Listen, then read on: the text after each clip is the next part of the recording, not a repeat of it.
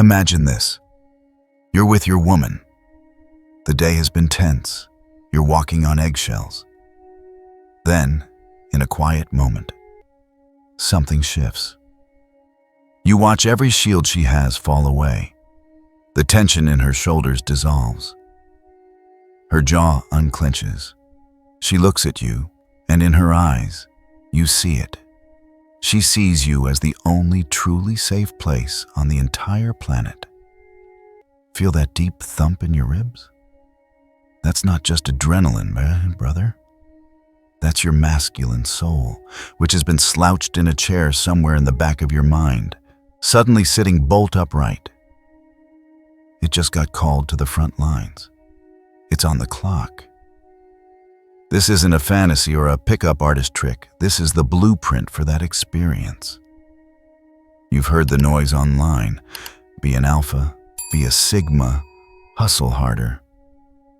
They tell you to be a rock, an island. But they miss the point. Raw, authentic masculine power doesn't explode when you're chasing something. It ignites in the profound moment when the feminine energy right in front of you decides, I trust you completely. Today, we're going to walk through what actually happens inside your mind, body, and soul when she finally lets go. We'll explore why it feels like a tidal wave of purpose washing over you. And most importantly, how to keep that door to her trust open without begging or manipulation. Stick around, because I'm going to give you the single sentence that allows her to finally exhale and feel safe in your presence. What surrender is and isn't first, let's be clear. Feminine surrender is not about her becoming a submissive doormat. It isn't her handing over her opinions or her power. It has nothing to do with weakness. Real surrender is that instant she becomes so sure of your direction that she stops white-knuckling the steering wheel of the relationship. Picture a couple learning to dance.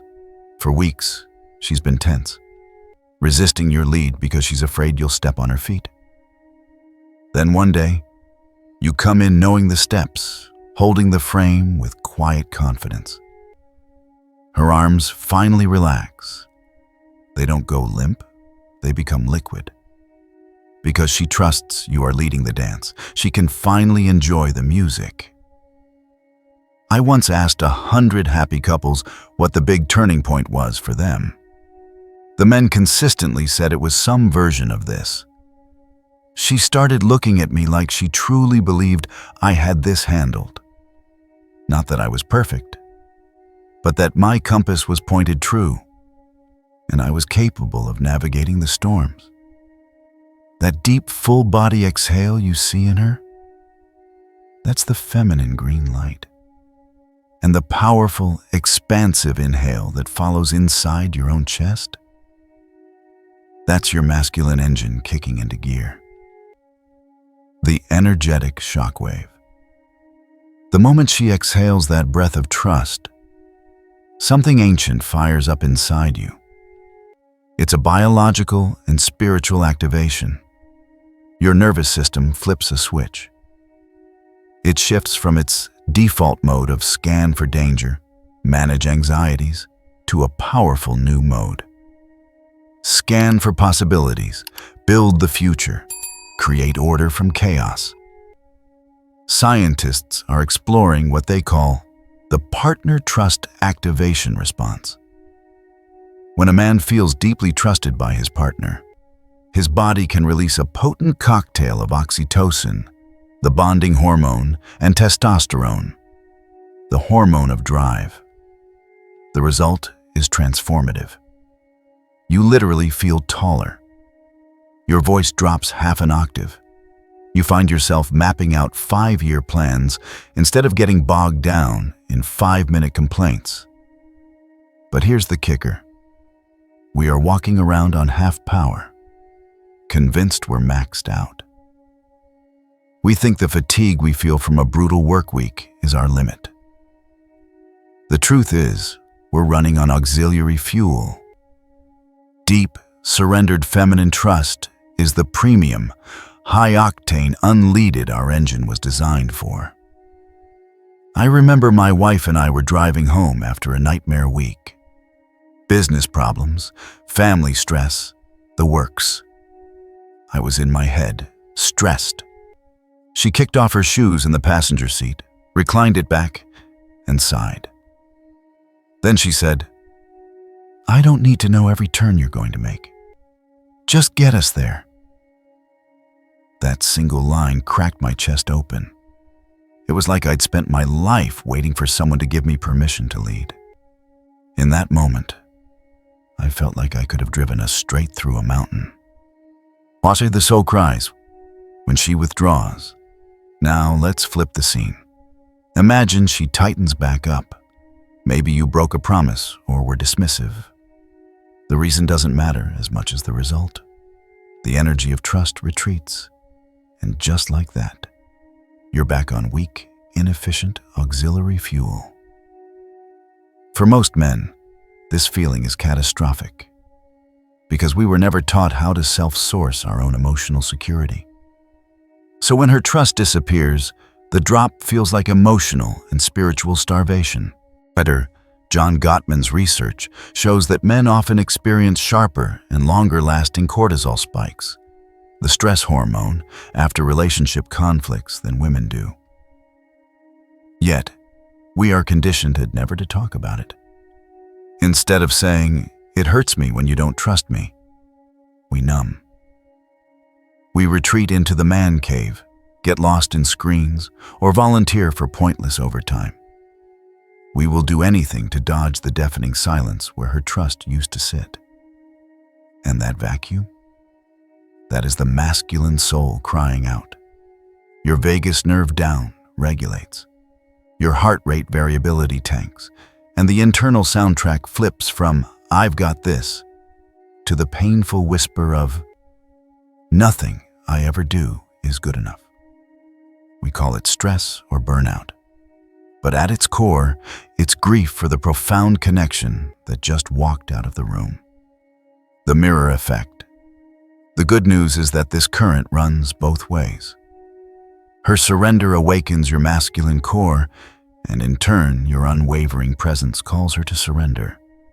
You become mirrors for each other. So what is unwavering presence? It isn't hovering over her, asking what's wrong a dozen times or trying to fix her problem. Presence is the quiet, embodied certainty that you can hold whatever emotion storms onto your shore without getting swept away by it. It's being the lighthouse, not another boat tossed in the waves. Try this. The next time she is visibly rattled or upset, you do one thing: anchor. Plant your feet on the floor, drop your shoulders, soften your gaze. Don't say a word. Just breathe and be with her. When she pauses, ask a simple question. What's the feeling under that? Not what happened next, but what is the feeling? If you can stay anchored and curious for just 90 seconds, her nervous system will begin to subconsciously sync to yours. Her frantic energy will calibrate to your calm. The exhale will return. The dance will resume. A client of mine, Marco, was on the brink of divorce. We worked on nothing but these presence drills for 1 week. He just practiced being the calm anchor. A week later, his wife postponed the filing. Her words were, "I don't know what you're doing differently, but I feel like I can breathe again when I'm around you." Marco learned to hold space for her emotions without panicking. Embodying the masculine core. So how do you become this man? It's not about changing who you are, but embodying the centered core you already have. It comes down to a few daily practices. Step 1. Declare your direction daily in one sentence. This isn't a goal list, it's your energetic path. For a long time, mine has been, I am building a marriage that feels like an exhale for both of us. Say it out loud every morning. It aligns your actions throughout the day. Step 2. Own your shadows. We all have a shadow side: neediness, fear, resentment. Spend 5 minutes a day journaling. What am I pretending not to feel? Then, share that feeling with a trusted brother, not to complain, but to have it witnessed. Finally, take one small, aligned action. If you feel needy, don't text her for reassurance. Instead, take an action that makes you feel powerful, like finishing a project. This keeps your shadow from leaking out sideways. Step 3. Ritualize your integrity. Make your word bond. Every Sunday, review the promises you've made to your wife. Anything you know you can't deliver on time gets renegotiated openly. Hey, I know I said I'd fix the faucet this weekend, but a work emergency came up. I will get it done by Wednesday. Is that okay? A renegotiated promise builds far more trust than a broken one. The standard isn't perfection. It's unwavering alignment, the one sentence that opens her aura. All right, we've laid the foundation. Now, here is the line. This is the sentence that, when spoken from a truly grounded place, can cut through almost any defense she has. But you must mean it with every cell and back it up with your actions. The sentence is, "Today, I choose to lead us with my heart unguarded." Take whatever space you need to feel that. Let's break it down. Today, I choose shows it's an active decision. To lead us clearly states your intention. With my heart unguarded is critical. It tells her you are willing to be vulnerable, not leading from ego, but from love. And finally, take whatever space you need to feel that. This is the invitation. You are offering leadership and giving her the freedom to step into it at her own pace. She doesn't surrender to your biceps or your bank account. She surrenders to the bone-deep certainty that you will not punish or abandon her for finally relaxing in your care.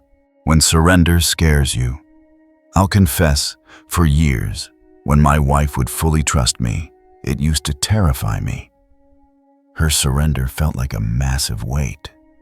My inner critic would scream, "What if I drop her? What if I make the wrong decision? What if I mess this all up?" That's when I learned the difference between responsibility and burden. Responsibility is empowering. It says, I am the source of the outcome. Burden is draining. It says, I am all alone in this. A ship's captain is responsible for his crew, but he only feels burdened if he believes he has to row the boat all by himself. When that fear hits you, and it will, repeat this mantra. Her trust is my compass, not my report card. Her trust is there to guide you, to show you you're on the right path. It is not a grade on your performance as a man. The fear will begin to melt. You are not here to be perfect. You are here to stay pointed true. Section 9. Repair after you mess up. You're human. You will stumble. You will break trust. The strength of your leadership is not measured by your inability to fall. It's measured by the speed and integrity of your repair. Fast, clean repair follows 3 simple moves. First, name the rupture specifically. No vague apologies. I broke trust when I yelled at you this morning. Second, state the likely impact on her. This shows empathy. I imagine it probably felt unsafe to exhale around me after that. This is the opposite of a defensive, I'm sorry you feel that way. It owns your role. Third, offer a do-over. This demonstrates commitment. Would you be willing to give me 10 minutes tomorrow to practice a better response when I'm stressed? This turns a failure into a training session. There should be no groveling, no guilt flowers, just clean ownership and a clear plan. When she sees you can hold the weight of your own mistake without crumbling or blaming, she will exhale again, often deeper than before, because she knows she is with a man committed to growth, not perfection. This dynamic isn't a one-time firework display. It's a muscle you build together. It requires maintenance. Once a month, my wife and I run a polarity check-in. It's a ritual with a commitment to total honesty. We ask each other questions on a scale of 1 to 10, like, how safe did you feel to surrender into my leadership this month?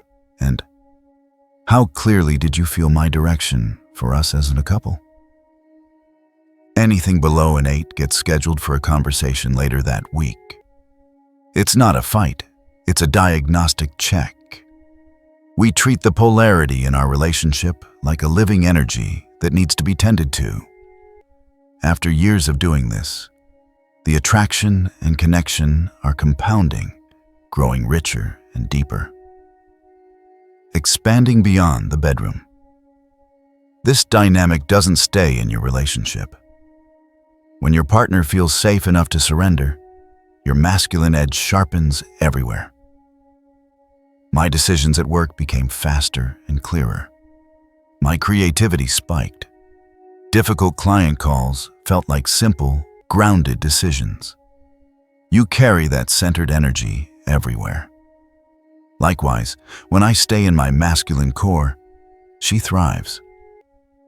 She launched a side hustle a few years ago that is now a huge success.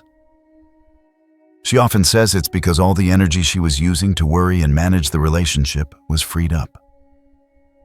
She could channel it into building her own dreams. Your strength doesn't diminish her. It unleashes her. Section 12. What if you're single? If you are single, this entire game still applies. You will always attract a level of feminine surrender that you are capable of holding. So before you go on a date, you must date your own nervous system first. What does that mean? It means when anxiety hits, can you stay present with it without immediately scrolling your phone? When loneliness knocks, can you sit with it without running from it? Can you make a promise to yourself and keep it?